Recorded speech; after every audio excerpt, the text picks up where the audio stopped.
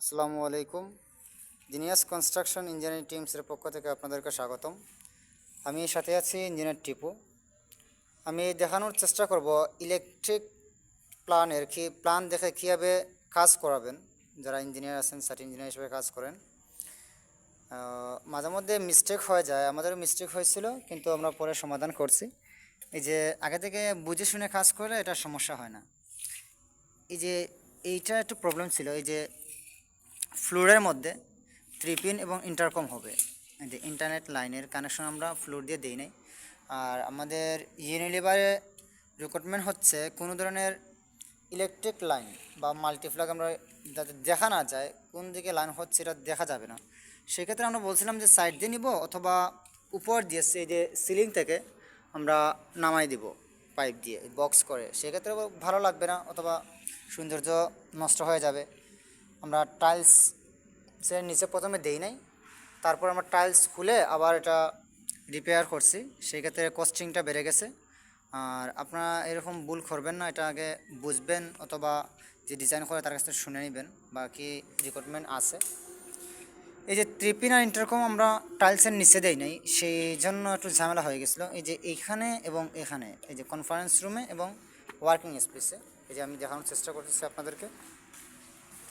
এই যে ওয়ার্কিং স্পেসে এই পয়েন্ট, এই যে 1টা 2টা 3টা 4টা এবং 5টা, এই 5টা পয়েন্ট আমরা দিই নাই।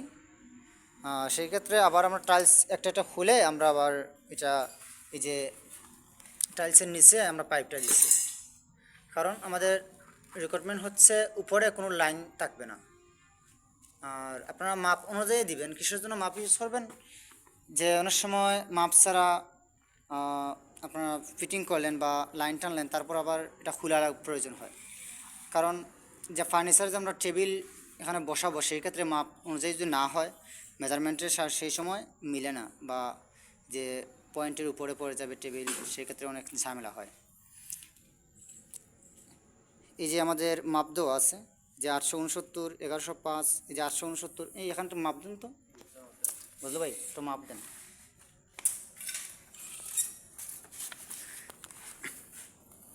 এই যে 869, এই যে 800, এতে 70, 69-এর মধ্যে পড়ছে। এরকম মাপটা সবসময় সমান রাখার চেষ্টা করবেন, তাহলে আপনার নেক্সটে যে কোনো কাজ চলে, যে ফার্নিচারের সময় এই মাপ অনুযায়ী কাজ করবে, সেই ক্ষেত্রে কোনো ধরনের প্রবলেম হয় না। এই যে আমাদের ইন্টারকমের লাইন হচ্ছে 5টা, এখানে হচ্ছে একটা 6টা, আর হচ্ছে এই হচ্ছে 2টা ম্যানেজার রুমে, ম্যানেজার রুমে হচ্ছে 2টা, এই একটা আর এই একটা ম্যানেজার রুমে। এছাড়া আমরা এই যে আমরা দিচ্ছি, এটা হচ্ছে ম্যানেজার রুম। এই যে ম্যানেজার রুমে আমরা ইন্টারকম লাইন আমরা সংযোগ করে রেখে দিচ্ছি। আর আমাদের মেজানের ফ্লোরের কাজ সম্পূর্ণ শেষ হতে আর 1-2 দিন লাগবে, প্রায় শেষ। এদিকে সিলিং আমরা ফিটিং করে ফেলছি, আর শুধু ওয়ার্কিং স্পেসে যেগুলো বাকি আছে, ওই যে manager room, prayer room, kitchen room সব কমপ্লিট হয়ে গেছে। আমরা যে ফলস সিলিং ইউজ করছি, আমরা বাথরুমে ফলস সিলিং ইউজ করছি। এই যে বাথরুমে আমরা ফলস সিলিং দিয়ে দিব, কারণ মেজানার ফ্লোরের লোড অনেক বেশি হয়ে যায় অনেক ক্ষেত্রে, সেই ক্ষেত্রে আমরা ঢালাই দিই না। যেহেতু স্টিল বিল্ডিং লোড বেশি পড়বে, এই জন্য আমরা ফলস সিলিং দিয়ে দিচ্ছি, যে আমাদের লোডটা কম পড়ে। আর রাতে ভিডিও করলাম, দিনের সময় পাওয়া যায় না, সেই জন্য আজকে রাতে ভিডিও করলাম। তো দেখা হবে নেক্সট ভিডিওতে।